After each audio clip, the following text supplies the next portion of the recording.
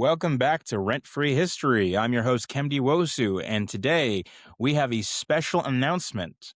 We have a new co host to the Rent Free History podcast. Please introduce yourself, Peyton. Hello, my name is Peyton Cronin. I'm your new co host. How exciting! Get ready to talk about so many more things. More things than what we've talked about Yeah. already. All right. I'm excited. So, you've recorded an episode before this. We did an episode about animated rewrites and how like movies changed throughout like kind of like the development stage. You also recorded an episode about a week ago with me, which will come out after this one, specifically because this kind of has to go out on May 4th because we're doing Star Wars. Actually, that was Now, Chewbacca. I'm thinking of when you did that, I was thinking of the what's it called, the Family Guy Star Wars, where who plays him? Brian the dog plays Chewbacca, and then he does like a and then like he spits like as if he was gargling and goes waka waka. All right, let's go. Chewbacca. Star Wars franchise, very near and dear to my heart. I love it. I hate it. But I can't live without it. I want to know what's your experience with it. How do you feel about it? Before we get into like more of the history, like when did you first get into it and what has your experience been with it over the years? Yeah, I feel like it was such a fundamental part of my childhood. And I remember being so excited when I heard that there was just more and more content and more stories to tell in this universe. I feel like it has such a huge cult following, and it had such a huge impact on pop culture and film in general, despite having a few like little bumps in the road, like Jar Jar Binks, but we all know that. We all mutually agree. Unless you're like the single Jar Jar Binks super fan, I guess I won't harp on you too much, just like a little though, because that's kind of crazy. But yeah, I just always remember it being it's always been like a topic of discussion. Even when I was like 5 in kindergarten, there's always like somebody with a Star Wars shirt or something. Um, so yeah, very near and dear to my heart. It's been a while since I've revisited it, but I always post something for May the 4th, naturally. How can you not? And yeah, when I went to Disneyland and saw the Star Wars land for the first time, I like geeked out, even though it's like corporate America taking over Star Wars, but it was really, really cool. And the blue milk is really delicious. So, What does the blue milk taste like? I've always wondered. so it's kind of crazy because you look at it and it's like blue milk is what it's called. So you're automatically like, it's milk, but it's not. It's actually a really refreshing slushy sort of thing where it was almost like pina colada-esque. It was very, like, tropical, like, pineapple-y, and it was, like, 8:30 PM, and I was trying to escape the fireworks, and I was just sitting, hiding from cast members because they were trying to kick me out to go to the fireworks, and I didn't wanna go because I just wanted to drink my blue milk alone in a corner that I found and by the Millennium Falcon, and it took me by such a surprise, um that I almost dropped it. I was, like, not expecting it at all. Um, but I heard that the blue milk is the best tasting one because I don't know what the green milk is, but then I heard that they came out with another one that apparently is so terrible, and it tastes like somebody had said that it tasted like, oh, what is it? Like, just, like, run down, like, soda water, like, non-carbonated, like, soda water? I don't know how good of a take that was, but it made me further solidified, like, I made a good choice picking the blue one. It was so refreshing, and all I was thinking about low-key was, like, I wanna figure out how to make this at home, but also now that I'm of age, I'm like, "That'd be pretty good spiked. That'd be a really good spiked drink." 10 out of 10. I want it again. All right. Well, I'll have to try that someday because I've actually never been to Star Wars Land. I've been to Disneyland 2 times in my life. Once was in a stroller, so I don't remember it. The second time was for some drama club thing that I had in in middle school, some trip that we had, and we only got to go to, I think, California Adventure. So we didn't get to go to Star Wars Land. I think the main like point of our show was to watch the Aladdin musical that was there at the time. So yeah, I did get to go on the Oh, Tower of Terror though before it turned into the Guardians of the Galaxy ride. nice. I like the Guardians of the Galaxy ride a lot more, TBH. But I was always scared of Mm. Tower of Terror as a kid. But dang, what a shame. We gotta save up. We gotta go. We gotta go. Follow-up episode live in Disneyland. I don't know if they would All allow right, that. Maybe. live in Disneyland. I think they allow cameras in Disneyland, don't they? At very least, phones. We can record on our phones. Yeah, right? I feel like there's so many influencers and people that go, like the Disney adults that are like, "Star Wars Land just got a new coffee. You gotta try it right now. Let's see if it's worth the $11." Speaking of that, do you remember there was this group of people that made a horror movie in Disneyland? Like they brought like cameras and they basically disguised them as video cameras. Like the movie was called like Escape from Tomorrow or something like that. And they thought it was going to be a No. big deal that Disney was going to try to like ban it and everything. But then Disney just apparently knew the Streisand effect like to a T and just did not acknowledge it at all, and it went away. Dang. I remember hearing about it, but for whatever reason, I thought that Disney had gotten involved because Disney's legal team is, like, sneaky. They're, like, on top of everything. But yeah, that's crazy that they just didn't do anything about it, and it just, like, subdued and went everywhere. Because Disneyland's a very, like, distinct place. Like, I feel like it's very recognizable. So, interesting, interesting. I Well, I haven't think the seen it. whole thing was like it was a horror movie in Disneyland, but I remember it was on Amazon for free for a little bit. I don't think it is anymore though. I don't know where I can find it. Dang, a shame. Oh well. Or But you maybe know what not. movie you can find everywhere and on Disney Plus? Star Wars. Yeah. All of them. All right, Every let's get a single little one. just about. Unless the Ewok movies are there.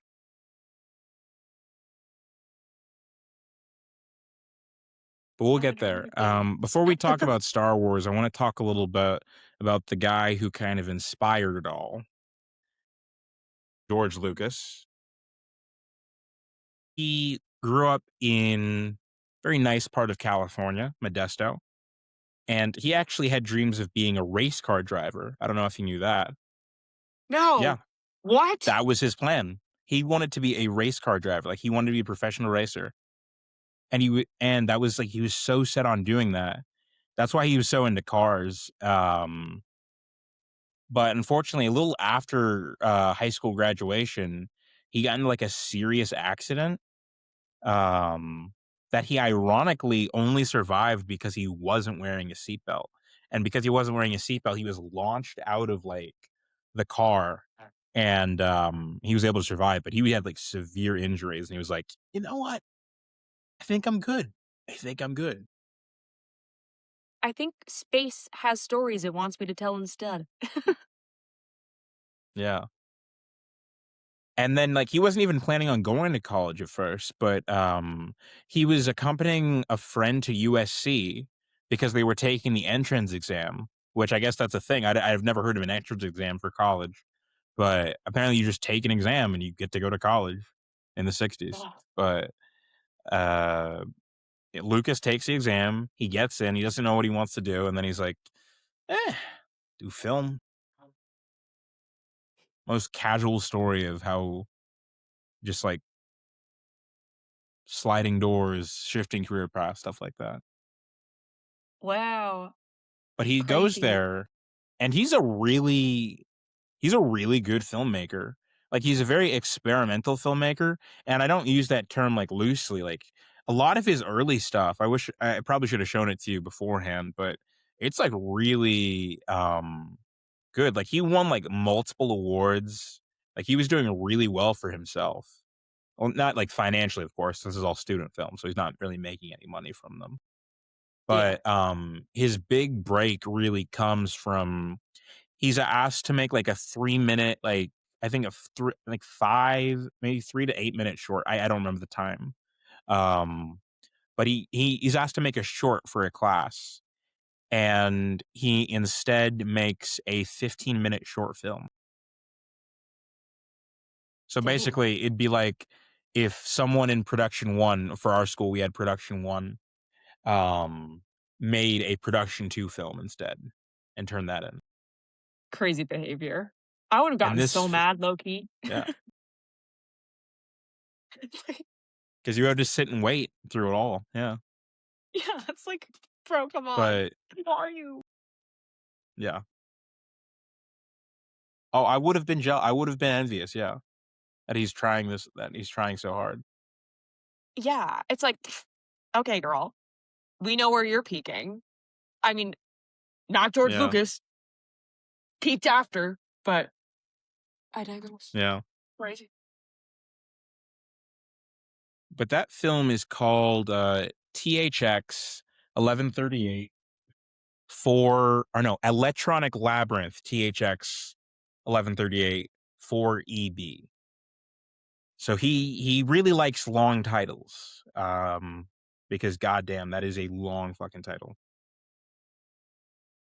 It's longer than the short But film. Like, he literally, yeah, yeah. He used members of the Navy to help him, like, because I think he shot part of it in like an at a Navy base from what I remember. Like what? most of the movie is just like someone running around a corridor. Yeah. So he would use some of them because I think there were Navy students that were going to USC at the time, and I don't remember the agreement in particular, like how it actually worked, but it just worked out. Things worked out for him. Let's say that. Just imagine, just imagine having to like follow that up. Like, all right, George, thank you. All right, Peyton, what have you got? What have you got?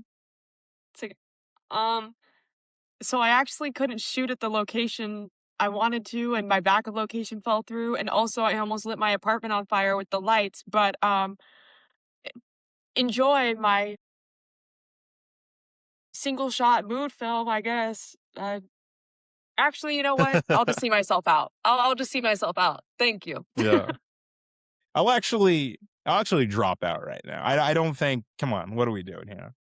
But Uh, that the film is like really like popular, like with like USC students and like colleges, and it wins awards, and it basically gives Lucas the opportunity to um get this studio internship with want to say Warner Brothers. I could be wrong, but I'm pretty sure it's Warner Brothers, and he gets to intern on a film, and he chooses a movie called The Rain People, or yeah, I think it's The Rain People, made by Francis Ford Coppola, and that's how the two of them meet. Crazy. And they eventually decide to make their own production company called American Zoetrope, where um, they just kind of want to make their own independent movies away from studio interference and stuff like that. You know, every filmmaker's dream. And their first film is actually Lucas's a studio version of Lucas's THX 1138, shortened to THX 1138, of course. Also, for anyone watching, THX sounds familiar to you. Yeah, it's that like loud sound that you hear at the beginning of like every movie. That sounds like it's gonna like, yeah, yeah. I think I'm just gonna, if I clip this part, I'm just gonna include that part in The Simpsons where I think it's The Simpsons where it's just like Homer's being like blown back by I the think sound so. quality. Yeah, yeah. Yeah.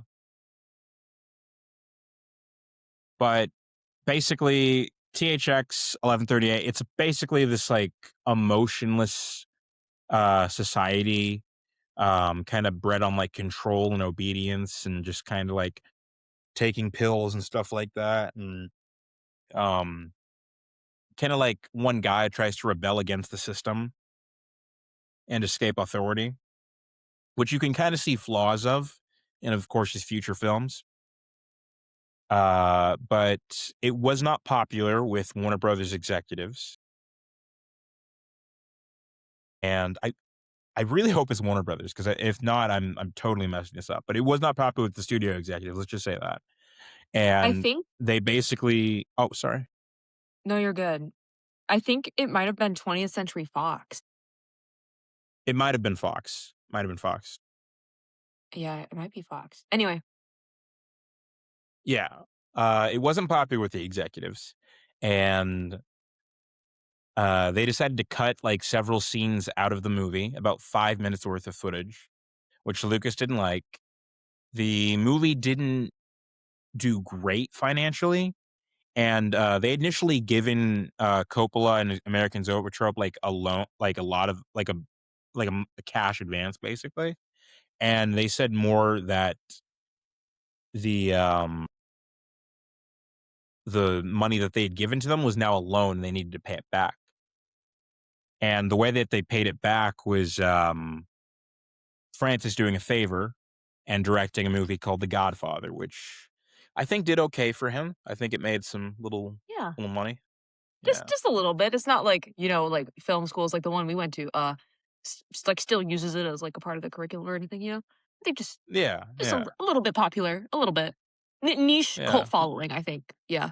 All of Yeah, I've them, heard a couple including the people second one. say, "Leave the gun, take the cannoli," every now and then.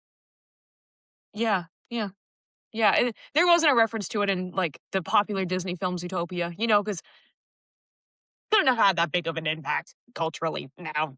There's no way. Course not, course not. But so Godfather happens, it's successful. Around the same time, Coppola dares Lucas to make a family-friendly crowd pleaser movie. Because if you watch THX, it's not exactly the upbeat, bring your kids, everyone's gonna have a good time type of movie. So Lucas decides to make a movie called American Graffiti, kind of inspired by his love of cars. And it's about a bunch of people just kind of cruising around, driving around California right before, leaving to go to college. Some people staying in the city forever. Just a bunch of different storylines. It's really good. I watched it a few years ago. Really liked it, and it had a couple people who would later, go on to like bigger things, including Ron Howard, who ended up directing a Star Wars film eventually. Whoa. Crazy. Yeah, small world. But Indeed it is. Graffiti comes out. It's the highest grossing film of all time at that point. And Lucas is asked, "What do you want to do for your next movie?" And he says, "Well, I kind of want to do Flash Gordon." That's my George Lucas. It's not very good, but yeah, he really wants to do Flash Gordon. He was a really big fan of the Flash Gordon serials from when he was younger, and he wants to make a full like feature length adaptation of them. Fortunately, he can't get the rights. So what do you do when you can't get the rights? You make your own thing. And that's how Star Wars came to be. He kind of takes homage from several different things. You got, of course, C3PO, you got the robot from Metropolis, you've got um, TIE Fighters, Hidden Fortress, Akira Kurosawa movie. You've got the story outline of A Hero of a Thousand Faces, this Joseph Campbell novel. Um, and you kind of put all that stuff together, and he kind of created this like big, sprawling epic that lasted X amount of movies. I think 12 now. Well, no, nine. Nope, no. 11. Ooh, I didn't Yeah. like how close those numbers were together. I didn't like how close those numbers were. 25th anniversary. Oh, it's so crazy. Oh my god. Yeah. But, what was your opinion like, what order did you see them in? Um, I I watched them in release order, I Okay. believe. Yeah. Um, there's been a couple times that, like, I've gone back and watched, like, selective movies in, like, the order that, like, in, like, the plot order.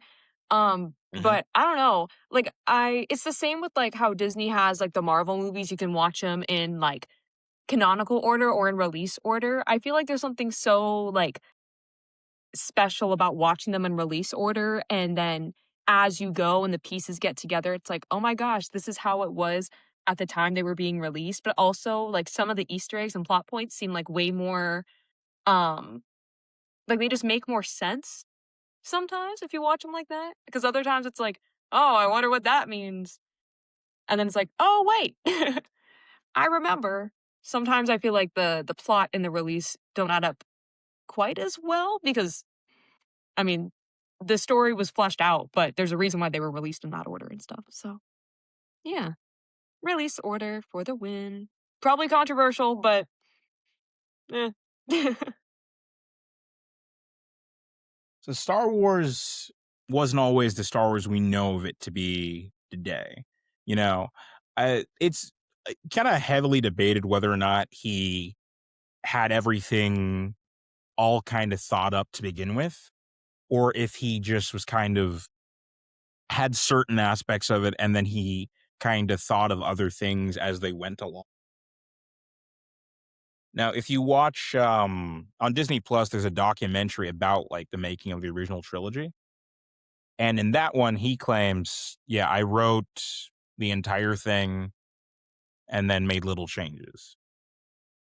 There's other people that think he's just making it up as he goes along. I don't know which camp you were in though. Yeah, I feel like for the time and how I feel like for the time and how the most recent movies have played out, there's no way that everything had to have been thought out. Now, granted, as a franchise gets so big and popular, obviously there's gonna be more and more, like, corporate say in it, especially with Disney now owning the rights, but for the time being, I was like, "There's no way that you thought of 11 movies worth plus television series worth of content for this world that you have written that all play together canonically in the late '70s, '80s." That's just I feel like that's just not how it was. I feel like filmmaking was so hit or miss, and he knows he's had his flops and everything. He has his passion projects even as of recent that haven't done well. Just because his name slapped on it doesn't guarantee a success, doesn't guarantee a good film, good reception. I just there's no way. Maybe the first 3, absolutely, with just room to branch off. Like, I'm all for writing something and not having it completely planned out, but having room for franchising and room to explore the world, and I feel like having such a big world like this left room for him to go in, but also because he's like, "Ah, it's so popular. I knew from the start it was gonna be so good because 'cause I'm not like other filmmakers. I'm not like other guys." It's like, no, there's just no way. There's no way.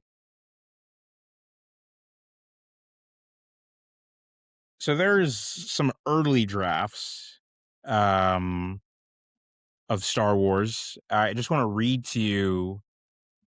This is a synopsis from May 1973. So this is pretty much okay. So this is from two-page Journal of the Wills, early 1973. So here it is. This is the story of Mace Windy, a revered Jedi Bendu of Apuchi, as related to us by C.J. Thorpe, the Padawan learner to the famed Jedi. So that's how it starts. And yeah, I'm glad he changed those names. Me too. Yeah, Mace Windy seems to have held on. for a while. CJ Thorpe, though, haven't heard much of a CJ Thorpe. CJ Thorpe. Yeah. A lot of like things changed for the development of the original movie. You know, a lot of things went through kind of like a process of like, what should we keep? What should we take away? But the basic general premise seems to be, I'll just do a little brief synopsis. There's an empire. There's a rebellion. The rebellion tries to take down the empire. There's you know, an unwilling hero. You know, he rejects the call to action, and then he accepts the call to action, and he and his associates go on a journey, a hero's journey. They, you know, go through a rising action, a falling action. They're at their lowest point. You know, they return with the elixir, which is the rebellion trying to attack the Death Star, which is the, you know, the symbol of the Empire, the antagonist of the film. And um, you know, save the day. Pretty much like Indeed. beat for beat. If you want to know screenwriting, just watch Star Wars. But it there's a lot of things that changed development wise. For example, Han Solo, played by ever so magnificently by Harrison Ford. Even before they were going to cast him, he was originally going to be an alien with green skin. Really? Yes. Wow. Yeah, I don't think that would have worked as well, honestly. Nah. Even if Harrison Ford voiced him. Yeah. Um, Obi-Wan, spoiler alert for episode 4, Obi-Wan or Ben Kenobi was actually supposed to survive episode 4. He was not going to die. Remember, killing your darlings is such a hard thing. But it was mainly because they didn't know what to do with him. He kind of just like, because he doesn't, you know, he's not going to fly a TIE fighter during the Death Star Yeah. battle. So it's like, what are you going to do? Kill him off, and then, you know, protagonist has something to be motivated by. Another thing, the Death Star in the original audio, like the first cut of the movie, basically, the Death Star was not going to blow up the planet Alderaan, so there was no tension. That's why if you What? watch that movie and yeah, if you watch the original cut, if you well, you can't watch the original cut, but if you Yeah. watch the movie, you'll hear them say Death Star approaching Alderaan. They will be blowing us up within like a minute, and you see them like everyone on Alderaan just like, or not Alderaan, what is it? Yavin 4, like the base that they're at the end. Mhm. Like everyone's just so nonchalant about it. Like they're literally just like, yeah, all right, well, hope this works. Not the way you'd be reacting if there was a giant Death Star just kind of aiming a laser directly at you, just about to like fire and just blow you to bits. But yeah, Was it do you know if it was like a story choice or was it a budget thing? Like they didn't think they could?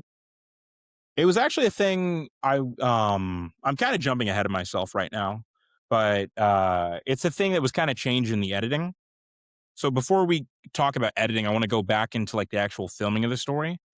Um, so development wise, Lucas claims to have written like the whole original trilogy in just like one go, and he wanted to film the first third basically. And so he originally was going to take it to Universal, who made American Graffiti, but he was kind of pissed at them for the way they had treated. They'd actually cut minutes out of Graffiti, and he didn't like that, so he took it to Fox. And Fox, while he's working on the movie, American Graffiti comes out, and basically, which he pulls off the greatest kind of 1-2 move in film history, in my opinion, where he, American Graffiti, of course, like I said, it becomes the highest grossing film of all time at that point. And one of the producers at or executives at Fox, Alan Ladd Jr. is kind of saying to his higher ups, "Hey, I think we should give this guy a little more money. He's writing, directing this movie. I just think it'd be fair." And Lucas says, "I don't want your money. I want the sequel rights and I want the merchandising rights." And they say, "Yeah, okay. Yeah, that's fine." Because at the time, people didn't really make money from like merchandising movies, and people didn't really care about sequels because most at this time sequels were not seen as like really good.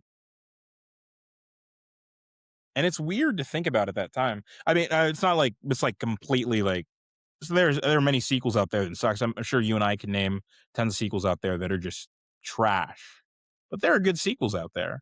But we just like come from a time where we know that. Like prior to 70s and beyond before that, just if you made a sequel to a movie, it probably wasn't going to be good.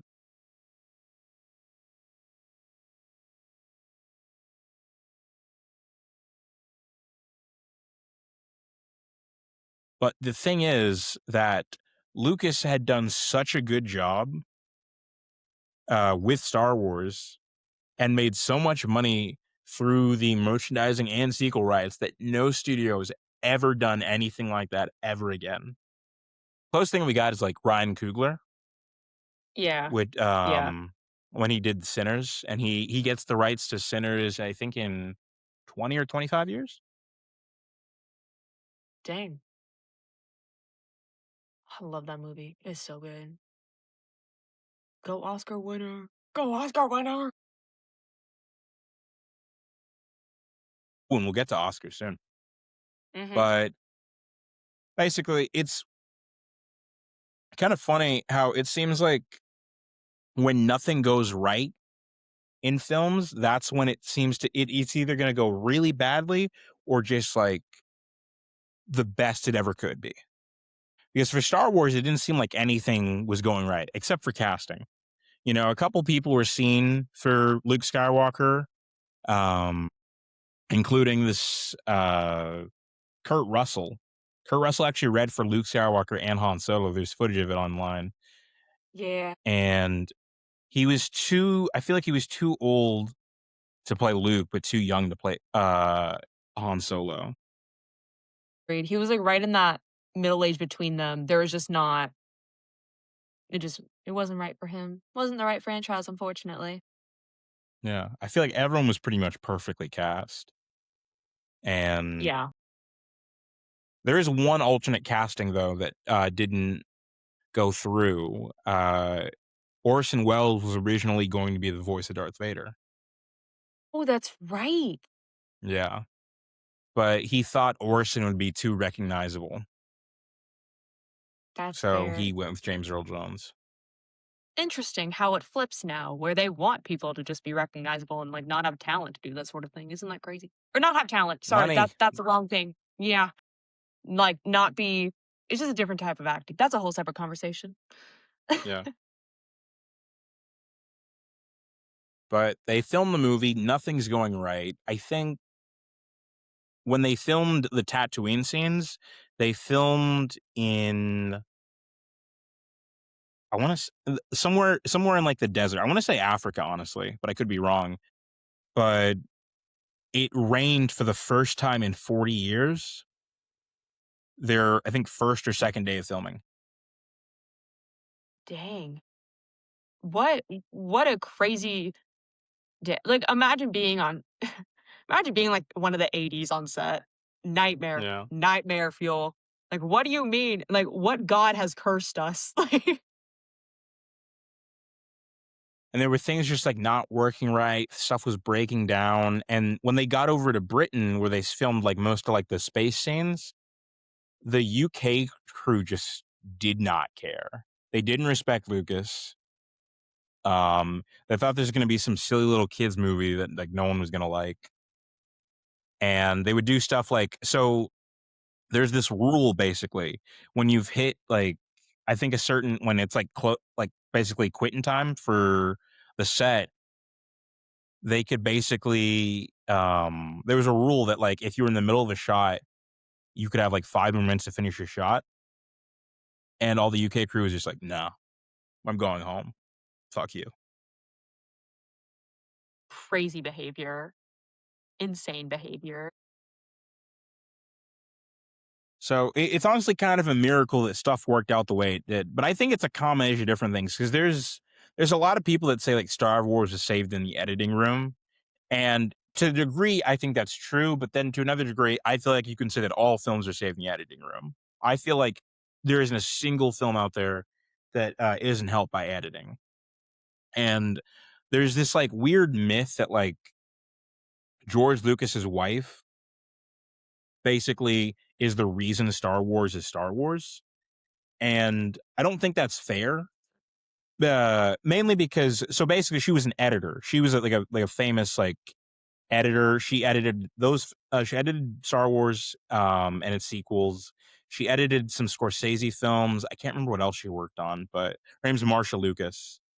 And Mhm. but she wasn't the only editor on Star Wars. There was an initial editor who Lucas fired, and then Lucas made himself the editor for a bit. Um It was Marsha Lucas and then a team of 2 others whose name I can't remember, unfortunately.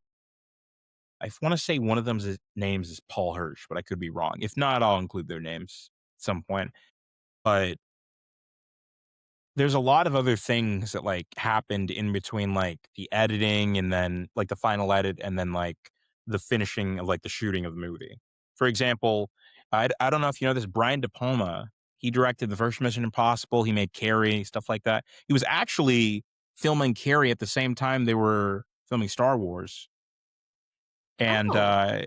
he was one of Lucas's film friends who, um, they he, like, got to see the initial, like, first, like, screening of the movie, like, the assembly cut, and he went in on Lucas. Like, apparently, like, he was just like, "Dude, this is shit, dude.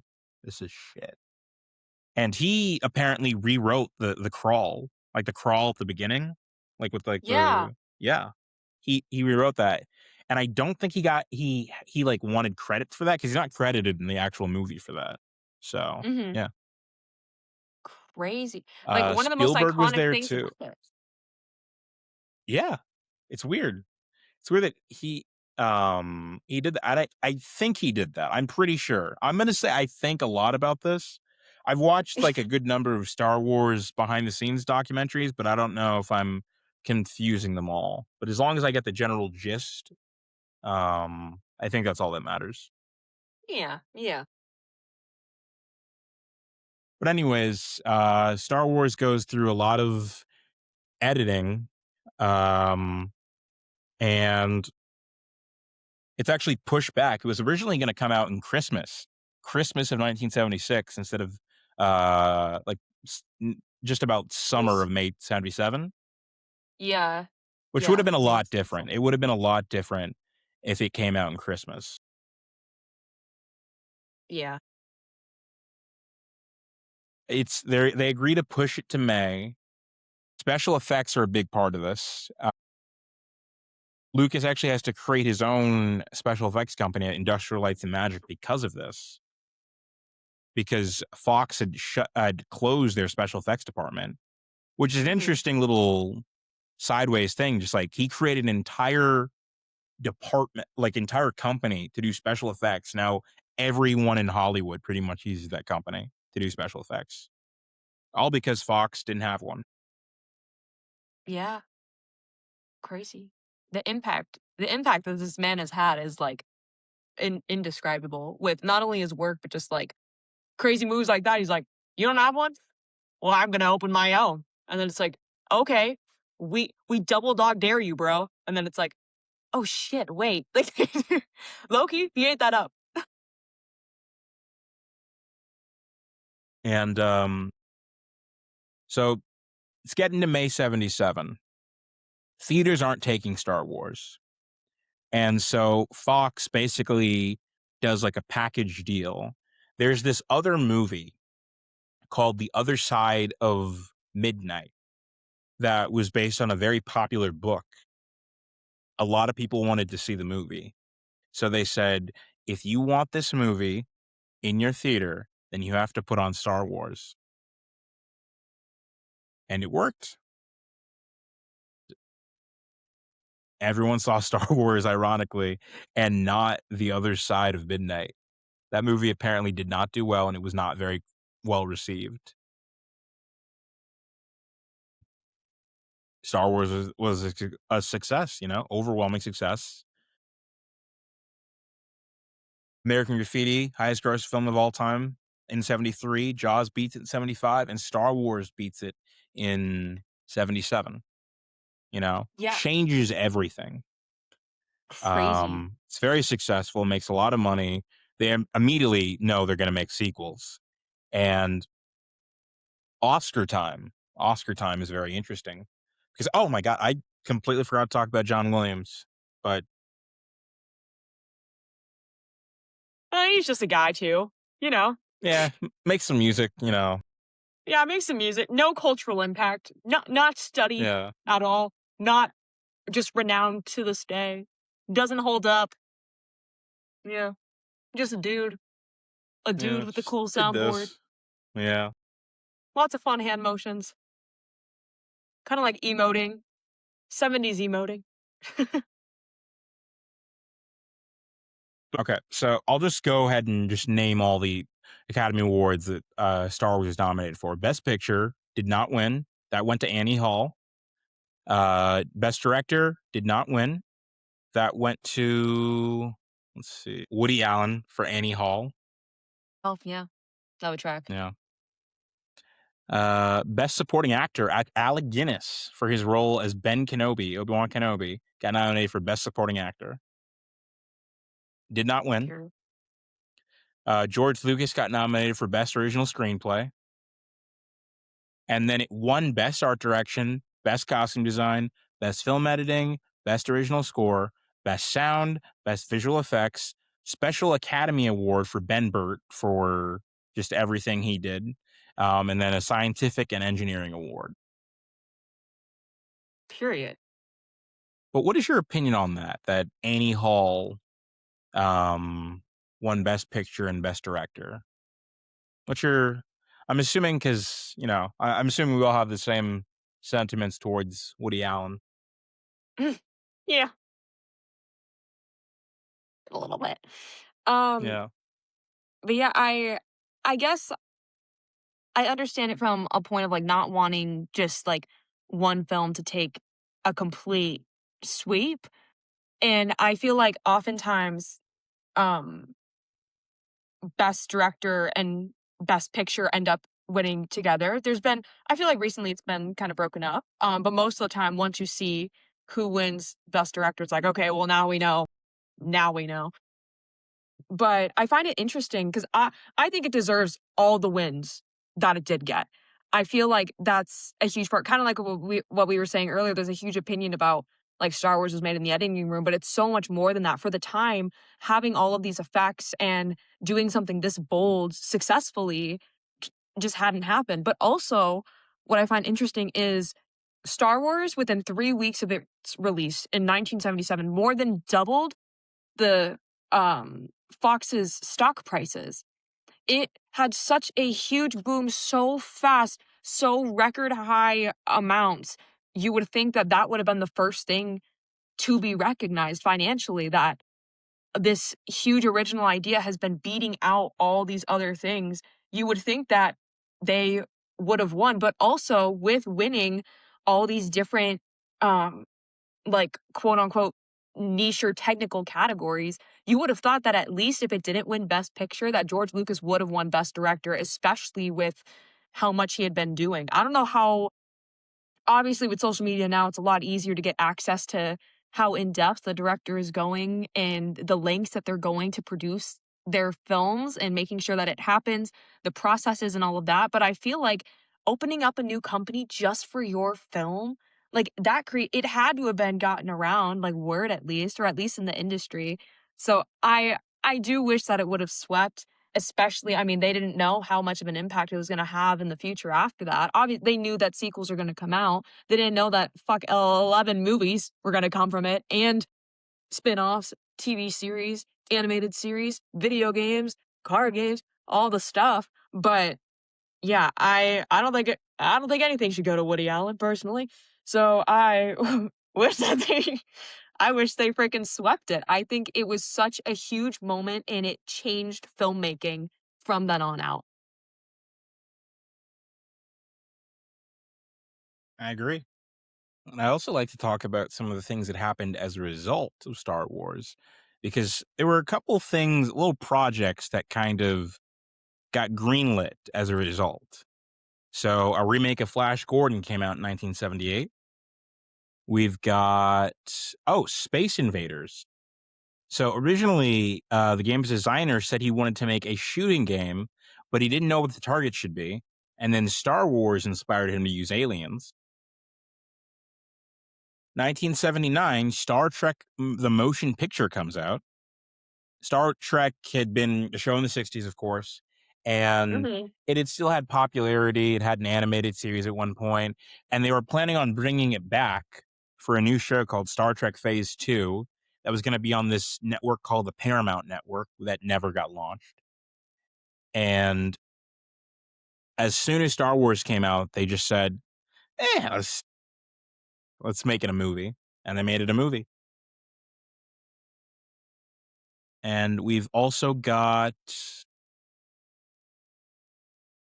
oh, so basically, in 77, the weekend Star Wars comes out. George Lucas, Steven Spielberg take a little vacation because Lucas is feeling very uncomfortable about how Star Wars is going to do. He thinks it's going to bomb. And so they go on a little getaway. They also make a little handshake bet where if Close Encounters does better than Star Wars, Lucas gets 1% of the box office. And if Star Wars does better than Encounters, Spielberg gets 1% of the box office. So Spielberg gets 1% of Star Wars every year.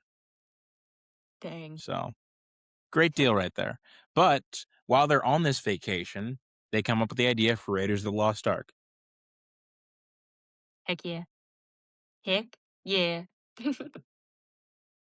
And then we've got in 1981, reading a Vanity Fair article, by the way, if anyone wants to follow this, but 1981, Weird Al Yankovic, starting his career as a comedian, writes and records Yoda, parody of the Kinks' Lola. And very popular, kind of launched his career. I think he's doing okay. I think he's made a couple songs that people seem to know.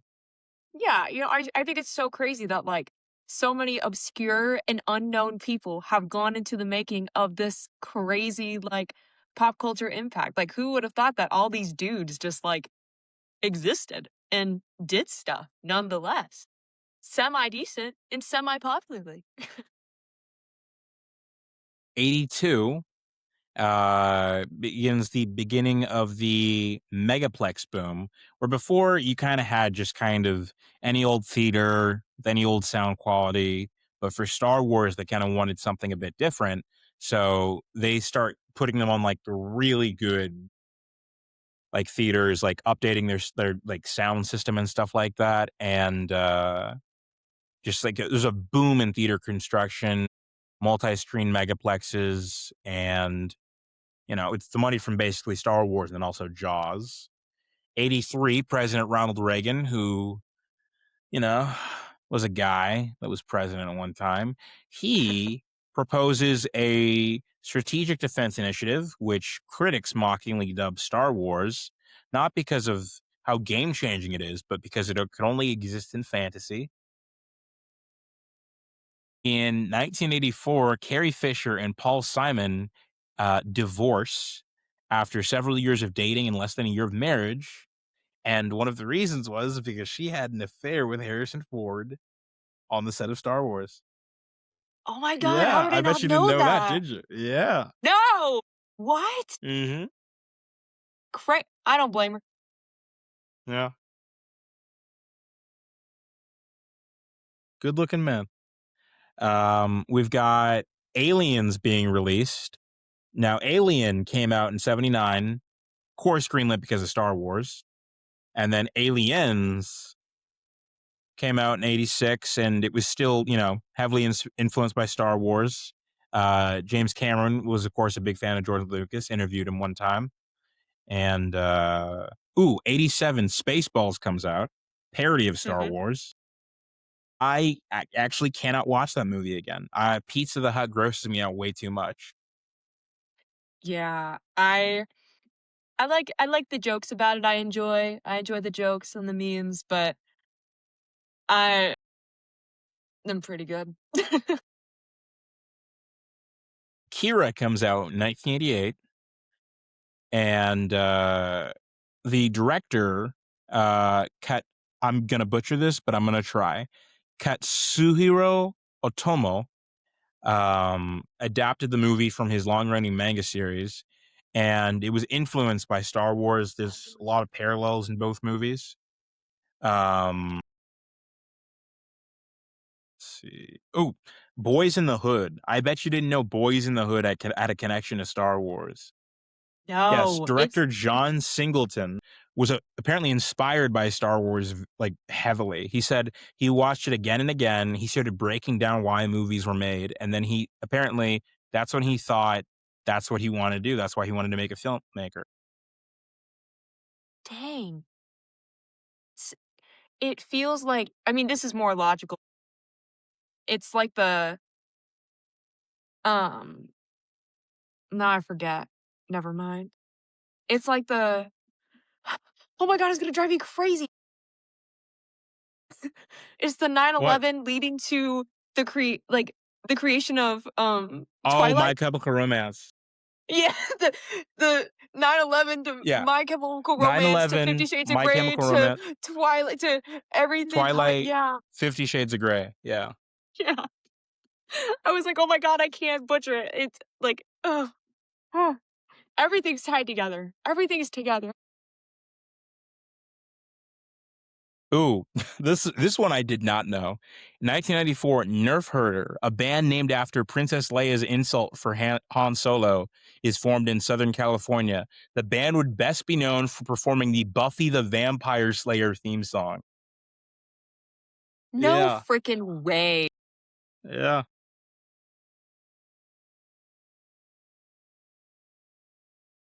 crazy. So Um, insane. this is the last one I'm going to talk about. In 1998, the trailer for the prequel film, The Phantom Menace, is released everywhere on November 20th, but is shown a few days early at 75 pre selected cinemas. Theater owners report hundreds of people buying tickets just to watch the trailer and then leaving before the actual movie. The Siege and Meet Joe Black are the films whose box office receipts got a bump from this practice, which will soon take the industry by storm. Wow.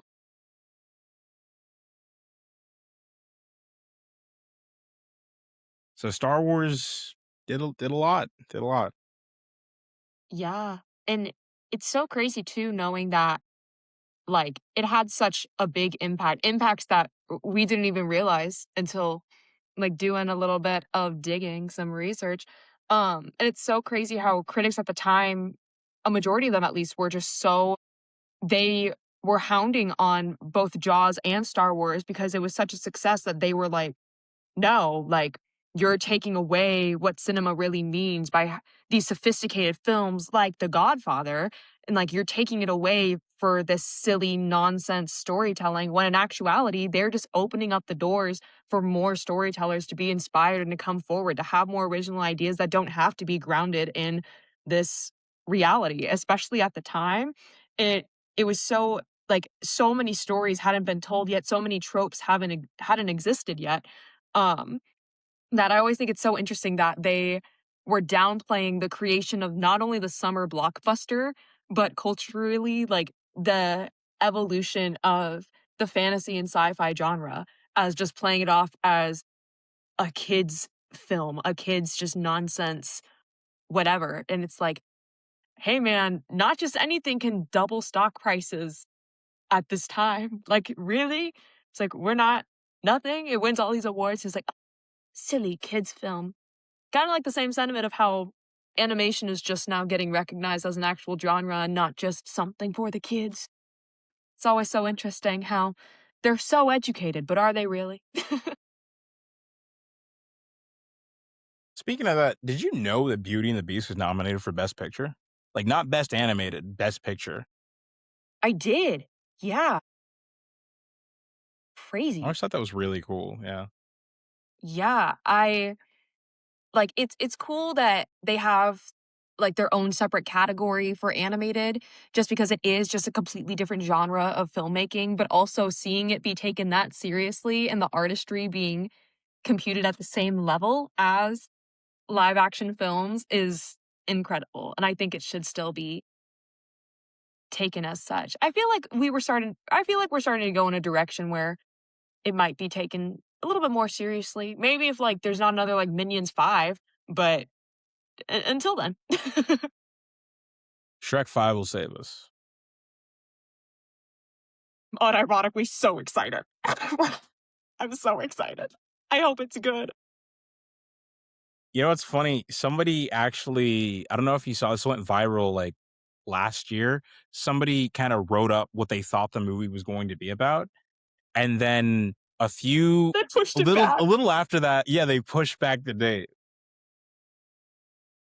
Pushed back the date. And after they I don't know if you saw the allegations of when they posted, like, the teaser. I mean, they got bullied for the animation evolving, but Yeah. they also went ham on, um, the 'cause I don't think it ever said the name of what kid it was, but the Zendaya ogre and how Yeah. the eye color was incorrect for the gender. So then they're like, "Oh my god, it's not only, like, I wanna leave the swamp. There's more things out there. You can't leave the swamp." It's like a queer transgender story. And then they immediately, for all the promos, changed the eye color too. It's funny if we if Shrek was like all bigoted in this next movie. Just like, you will not, I will not make like just thinking of like In this those people that country. like don't make make cakes for gay couples and stuff like that. Yes. We're getting MAGA Shrek. Like, in Maga this Shrek. house, in my swamp, you will not Make be far, far yourself. away great again. I built this swamp with my 2 hands. Make far, far away great again. It's crazy. Did you know that was based on a book? No, I didn't. Really? Is it? Yeah, there's a book. There's a book of Shrek. I don't know why I said it like that. Book of Shrek. It sounds like the book of like Job or something like that. The Gonna book say of it sounds like Shrek. a Bible, like a historical religious piece of like artifact. Yeah, it's the Shrek text. Sure. Test. Tech. Yeah. Yeah, it was a book written by William Friedkin in 1991, and then Spielberg, trying to get a little on topic, Spielberg optioned the book. It was going to be a 2D animated film. I think we talked about this. And then Chris Farley was going to did the voice for Shrek, but then he died before he could record his lines. Yeah, or it was right before he had finished it, and then they called Mike Myers in. He finished the film and then was like, "Actually, let me redo this with a Scottish accent." And they were like, "No." And he was like, "Trust." And then icon. Another pop culture icon. Arguably bigger. No, I'm just kidding. I do want to talk a little bit more about Star Wars, though. I just want to talk a little bit more about, I guess, like the backlash. Because, you know, everyone seems to love certain parts of Star Wars, but there's a lot of backlash towards um, other parts. Key in the prequels, key in the sequels.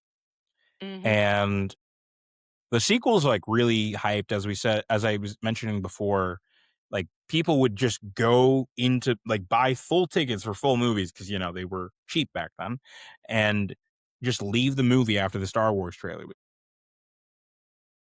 And they were hyped. People were camping out. They were selling merchandise before the movie even came out. Apparently, the US economy, like, suffered the day the movie came out because, like, I think more people had called out sick than ever before. I don't know how you record that, but yeah, it was a big day. Uh, so the movie comes out, it's getting mixed reviews, and people aren't loving it. There's a lot of things people are questioning, the Jar Jar shit, and Anakin, a lot of questionable choices. Story wise, even now, like, I gotta say, there's a lot of things story wise that just kind of like, maybe could have taken a second pass at this. But Yeah. yeah, it's not perfect. I'll say that. Mhm. And there's a lot of things that like happened. One, for example, George didn't want to direct this movie. So George only directs the first Star Wars movie, which is now known as A New Hope. Mhm. Irvin Kershner directs episode 5, and Richard Marquand directs episode 6. And he wanted Ron Howard, who I mentioned before, Happy Days, American Graffiti, to direct it. And he said no. So George is like, he pulls the Thanos, says, fine, I'll do it myself. And he directs the movie, still heavily involved with everything. And, there's a lot of things that people, I guess, start to realize that they don't like about him because of the movie that he made. And I don't think that's fair. I don't think it's fair to judge someone based off a movie they made, unless it's like, actually like hurting people or something like that, which, it's not a propaganda film or anything like that. It's Star Wars. But Yeah. I've always found it crazy how like the backlash from like episode 1 and then 2 and 3 have like been a bit like way too overblown. Like there are people that like, I myself, like, I love Star Wars. There's like a lot of stuff I don't like about it, like a lot of the films and a lot of choices that they went with, I don't like. But I think it's crazy that I don't know if you've heard of The People versus George Lucas. It's like a documentary film about people talking about him like he's this like fucking dictator, this Yes. tyrannical overlord, like the spawn of Yeah. Satan. It's like what actually the P. Diddy documentary should have been. Honestly, people made a song called George Lucas like R-worded our childhoods. Like that's insane. I think you had an That's so okay bad. childhood if that was the worst thing that happened to you. Yeah, it's like, you know what? Like, let's have a sit down chat. I feel that backlash probably hurt a lot, because there are these people that just seem to like worship the ground that you walk on, and you make, 3 more films and people act like you're the Antichrist to some degree. Like they hate you. And I feel like Mhm. that backlash is honestly one of the reasons he decided to sell in the future, like to Disney eventually. Yeah, 'cause at that point, it's like he could still be involved, but if there was any sort of backlash that could have come, it could have been blamed on the corporation. The big, Yeah. powerful has the final say, even if he took I obviously he took like more of like a or not obviously, but I felt like he took more of like a back seat role where he was still involved, but not as heavily as the first one, obviously. Um, Yeah. and yeah, I feel like there's a lot of it too that the backlash gets intermixed and it's like, well, this all happened after it got sold to Disney, so the franchising continuing on and going on too long in some areas or being feeling incomplete, feeling not aligned with the story that has been like solidified for so many years and is so well known to people has just been everything's just been grouped together and it's like, blame the corporation. What can you do? That's how it is nowadays. Sucks to suck in the film world, I guess. So it's like, I mean, it has to be hard for anybody to get that sort of backlash with a creation, especially like when you're making these announcements and moves and it's like, this is the best thing we've ever done comedically. Anything, it's going to be such a good take in the film. And it's like the worst aspect. And it's like, dang, guess I am just a guy doing just a thing. And then we have the Disney era, because we have this like kind of gap where, we have the prequel films coming out. but then you also have like kind of cartoons and stuff that have come out in the middle and then afterwards. We've of course got the 2D Clone Wars series, and then the 3D Clone Wars series.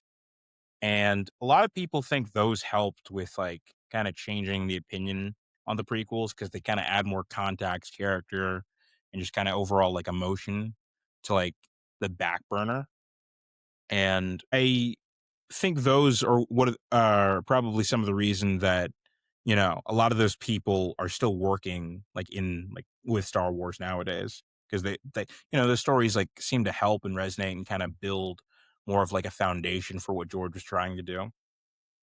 Mhm. Um, but then the Disney sale happens, $4 billion, and to be honest, I don't blame Kathleen Kennedy is the person who was in charge of Lucasfilm when it got sold, and then when actually is still, as of this recording, the president of Lucasfilm. So she's basically been in charge of Star Wars property since 2012, about 14 years now. And I don't blame her. A lot of people blame her for what happened. But to be honest, when I think back of like what happened, basically, you acquire this asset for your company. And Disney's case, they acquire an asset. They have just spent $4 billion on this asset. They're going to want a return in revenue pretty soon. Mhm. So they initially hired this guy, this Toy Story writer, Michael Arndt, won an Oscar for Toy Story 3 to write the screenplay. And they were originally going to use George's ideas, which he was like, oh, cool. Oh, you guys still respect me. But then they went away from that. They fired the writer. They just trying to, after that, they were like, yeah, we just got to get these movies out. We got to get these movies out. We need something good. We can't, we don't want to do anything um too risky. And they hired JJ Abrams and they play it safe. Force Awakens, I still like Force Awakens. It's probably the only one of those sequel movies that I actually do like. It is sort of a remake of A New Hope though, and it like literally just brings everyone back to square one. And I thought that was kind of sad for some people because, A New Hope, everyone's all like, oh, yay, we saved the day. And then it's like, no, you didn't. Everything's just the way it was. And yeah. And this kind of production thing kind of goes along for the next couple of years, but things kind of are a little mismanaged and they get kind of out of control. Plus, you've got like directors being hired and fired. You got fan backlash. You've got rewrites, and then you've also got deaths because, Carrie Fisher passes away. All these things they couldn't have planned for. It's- I don't blame her.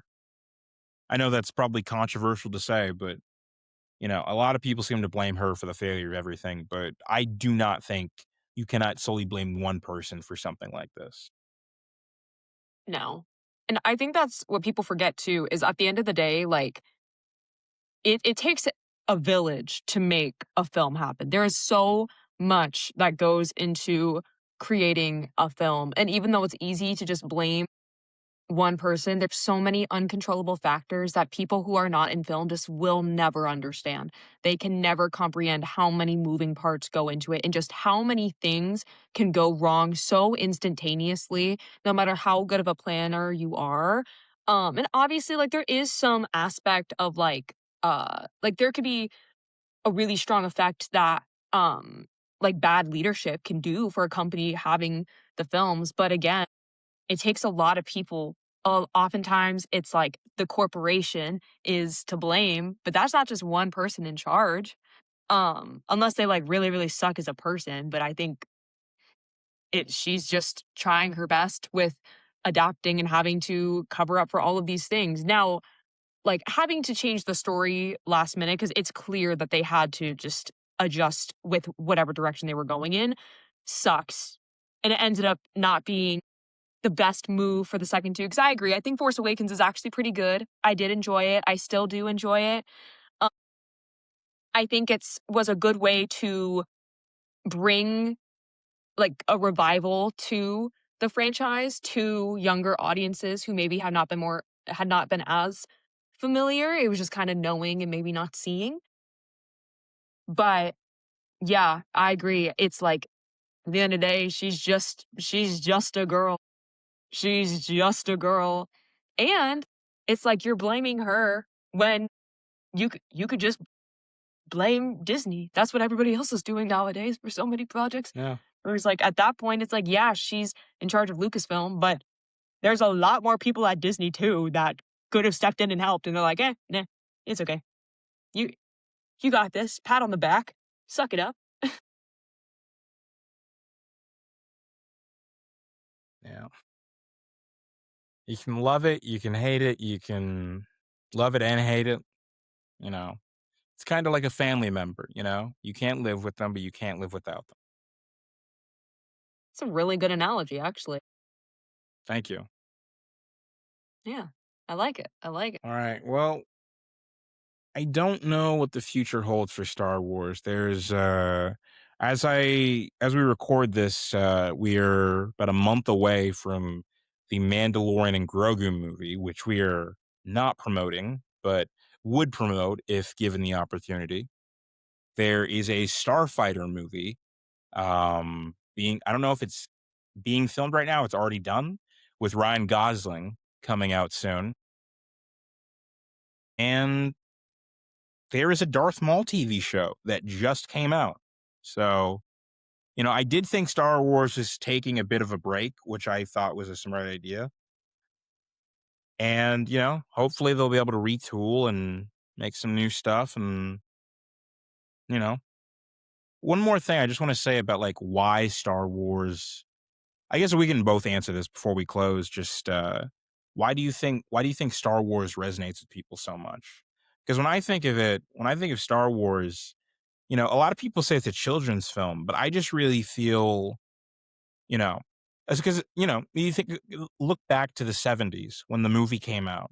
It was a very seedy time. We couldn't trust the government. Watergate had just happened. All the films that came out at the time were very just like distrustful of the world. You got your taxi drivers, just very mean spirited films. And, Star Wars comes out, this upbeat, hopeful thing. Everyone likes it, It makes you feel like you could take on the world. Um, like you could save the day, like anyone could make a difference. That kind of aspect. It gives you that like childhood exhilarance, that youthful feeling, you know? Just like everything's gonna be okay. And I feel like even nowadays that's a film we could use. But of course your thoughts?